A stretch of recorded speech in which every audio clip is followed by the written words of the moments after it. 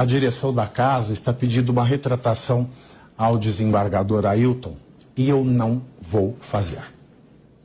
Tá? Eu deixo claro aqui, eu não vou fazer uma retratação a uma pessoa que ganha dinheiro público, livra um pedófilo e ainda chama a vítima de 13 anos de idade de vagabundo. Eu me nego a fazer. Porque eu estou sendo cobrado insistentemente se retratar contra a questão do desembargador. Eu não vou fazer, me desculpe. Alguém quer falar alguma coisa a esse respeito? Não, acho que não tem mais clima. Eu vou agradecer a presença de todos vocês. O debate hoje foi muito bom, muito esclarecedor, muito profundo. O bom humor reinou até essa notícia, porque eu falo de criança, acabou comigo. Agradeço a sua audiência e espero que amanhã eu volte para cá às 14 horas. Thiago Pavinato, da Jovem Pan, foi demitido. Uma demissão é assunto para uma coluna virtual?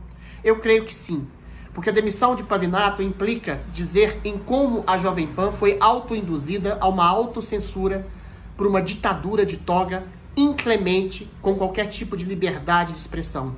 Infelizmente, a Jovem Pan se coadunou a essa autocensura e impôs uma censura subreptícia a seus comentaristas a ponto de demitir comentaristas que foram considerados extremistas ou pela direção ou pela imposição de toga que crê que qualquer opinião dissonante seja uma forma de extremismo de direita, como dizia o próprio Alexandre de Moraes, quando disse que extrema-direita é toda a direita, que extrema-direita é toda aquela pessoa que se apossou das redes sociais para criticar as urnas, o processo eleitoral, os pilares da democracia, como se crítica não fosse o pilar que sustenta a democracia. Pois bem, numa censura explícita, Thiago Pavinato foi induzido a pedir desculpas a um desembargador, a quem ele chamou de psicopata e tarado, por ter absolvido um pedófilo notório de 70 anos de ter abusado de uma garota de 13 anos, uma menor de idade que teria sido, segundo o Thiago Pavinato,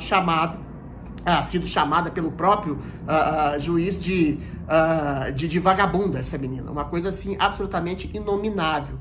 E aí, instado a pedir desculpas pela direção da Jovem Pan, não só não pediu desculpas, como disse de viva voz no programa em que ele estava que não pediria desculpas. E não deveria pedir desculpas. Alguém pode dizer, eventualmente, que ele foi um ato de vaidade em dizer isso ao vivo e a cores, no momento em que ele estava no ar na Jovem Pan, que ele poderia ter dito isso para a própria direção depois do programa e não entrado nesse assunto. Mas eu acho que não foi exatamente vaidade. Eu acho que quando a imprensa é colocada de maneira sistematicamente à deriva, censurada, escorneada, e quando essa imprensa, essa grande mídia de comunicação, que é a Jovem Pan, que foi a emissora mais plural, mais livre, que tinha elementos de direita e de esquerda debatendo, combatendo, entre aspas, dialogando para se estabelecer aquilo que o Sócrates dizia, que era a síntese dialética entre uma tese e uma antítese, e quando essa mesma emissora, a reboque de uma censura que se impõe dentro dela mesma, por medo de um processo do Ministério Público absolutamente desarrazoado, que diz que opinião é equivalente a fake news, que diz que crítica é equivalente a discurso de ódio, emulando, imitando esse tipo de jurisprudência do medo, da censura, da imposição de uma opinião única e do cerceamento de toda a crítica, era o que a Jovem Pan exatamente fazia em termos de liberdade absoluta de imprensa, que era o único canal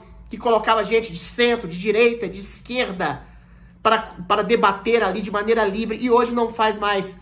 Porque essa autocensura começou, como eu disse no começo, com a demissão de Augusto Nunes, com a demissão de Rodrigo Constantino, de Paulo Figueiredo, de Ana Paula Henkel, de Guilherme Fiuza, de Marco Antônio Costa, de dezenas de comentaristas que fizeram o sucesso dessa emissora, que se tornou a mais plural e livre do Brasil, eu já disse aqui. Então, castrando-se, a Jovem Pan se transformou, e está se transformando, infelizmente, numa emissora amestrada ao gosto dos ditadores, dos carrascos que a querem solapar. E não adianta. Não adianta você sorrir para o Carrasco. Não adianta você induzir ao Carrasco que você quer um comportamento, se você está tendo um comportamento de acordo com o que o Carrasco quer, que o Carrasco vai te degolar com todo o seu sorriso. Então é melhor morrer, tombar, combatendo. É nesse sentido que eu conclamo a Jovem Pan a uma espécie de ressurreição, de ressurgir das cinzas da censura que ela mesma se colocou, se impôs, porque não dá para coadunar com quem quer te massacrar.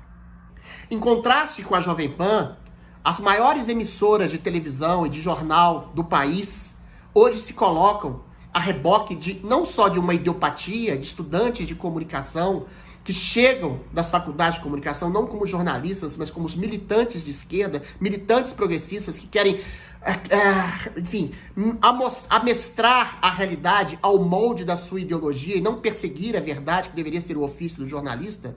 Além disso, você tem a questão financeira de grandes empresas de comunicação que querem dinheiro da SECOM, coisa que foi emperrada em grande medida pelo Bolsonaro, a ponto da gente ver cenas como essa que eu vou apresentar para vocês, de uma grande emissora de televisão que praticamente está sendo pautada pelo governo. Uribe, essa é daquelas coisas que a gente sempre desconfia, né? A gente fala, pô, será que o governo segurou um pouquinho para não tirar o foco do noticiário? E aí ontem, batendo perna ali na esplanada, me disse um ministro, para que eu vou dar mais trabalho para vocês, né, Raquel? E o caso da joia já está dando tanto trabalho, aí vocês vão ter que dividir o noticiário com nomeação de ministro, por quê, né? O discurso ali no Palácio do Planalto é outro. Eles querem que o foco fique mesmo nessas denúncias todas que estão aparecendo. Inclusive, pela manhã, eu mandei uma mensagem para o ministro para perguntar de outro assunto, falar sobre reforma ministerial, se teria anúncio de ministro novo. E aí ele disse o seguinte, nada disso, nem hoje, nem nos próximos dias, porque vocês têm que ficar focados aí em CID, em Delgatti, vocês já estão tendo muito trabalho, então esquece essa história de reforma ministerial. Então, o meu apelo, e o apelo de todos os espectadores do Brasil, é que a Jovem Pan não se transforme exatamente nisso que a gente está vendo. Numa emissora moldada por seu interesse, não só ideológico e financeiro. Ideológico a Jovem Pan nunca teve, porque ela sempre foi aberta a todas as ideologias. Financeiro eu não sei. A gente tem uma matéria na Folha de São Paulo que saiu, que diz, não sei se é verdade ou não, que diretores da emissora estão indo a Brasília, fazendo peregrinação a Brasília, para dizerem que depois das demissões, dos cortes feitos, e agora o último corte é do Thiago Pavinato, a Jovem Pan estaria se moldando, se formatando nesse molde mais sutil, dessa direita mais palatável, mais asséptica, menos crítica, mais complacente ao governo, que não toca no nome do Alexandre de Moraes, por exemplo.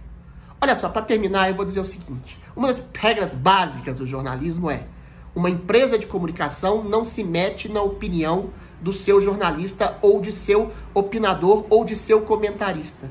Quando a Jovem Pan pede para que Thiago Pavinato peça desculpas por algo que ele não quis se desculpar, ela está infringindo essa regra. Ela está impondo uma coisa pior que a censura. Ela está impondo uma opinião que não é do comentarista. Uma coisa absolutamente que é um estupro inviolável à liberdade de expressão. Eu acho que a Jovem Pan se deixou induzir por essa autocensura. A questão que se coloca é: a Jovem Pan se deixou censurar e atravancar os meios de comunicação para impor uma ideia falseada da realidade, que ela tem que se limitar àquilo que o Carrasco quer que ela diga e àquilo que o Carrasco quer que ela faça. Esse desembargador, que eventualmente foi agredido verbalmente, talvez injustamente pelo Thiago Pavinato, ele é o favorito para entrar no STJ pelo Alexandre de Moraes. A Jovem Pan não toca no nome do Alexandre de Moraes. Eu não acredito na Folha, eu não acredito em nada que a Folha diga, que realmente diretores da Jovem Pan tenham ido de pinico na mão pedirem arrego à justiça em Brasília ou ao governo de Brasília para tentar angariar verbas da SECOM, mais dinheiro, ou angariar um tipo de complacência do Ministério Público para que a Jovem Pan se amolde a essa emissora complacente ao governo e ao judiciário que eles querem que a Jovem Pan se transforme. Eu acho que a Jovem Pan não tem que se transformar em nada, ela tem que ser o que ela sempre foi, que é uma emissora plural e livre a serviço do jornalismo e a serviço do Brasil, a serviço de uma informação livre de ideopatia, sem vínculos financeiros. Sim, uma empresa de comunicação, ela precisa se sustentar com dinheiro, mas, sobretudo, uma empresa de comunicação, ela se sustenta com informação, com audiência de um grande público que gera essa reverberação e gera também o dinheiro para o dono da empresa de comunicação pagar os seus funcionários, seus comentaristas, seus jornalistas. Ou seja, é o mercado da informação, o mercado no mais amplo e mais bom e o melhor sentido, ele se sustenta sozinho, ele não precisa do Estado para se promover e não precisa de uma complacência de um judiciário carrasco que possa deixá-lo existir. Até porque, numa primeira instância, a Jovem Pan pode sim ser absolvida e tem total chance de ser absolvida de uma acusação inepta e leviana e calcada em ideologia e calcada na premissa de que existe um governo em leniência com uma parte espúria do judiciário que não está olhando para a justiça, mas para o lado politizado da justiça. Então, eu volto a fazer aqui o apelo à Jovem Pan, que ela se coloque, que ela ressuscite para aquilo que ela sempre foi. Uma emissora plural, uma emissora honesta do ponto de vista jornalístico, da ética jornalística, que persegue a informação para dar uma formação plena aos seus telespectadores.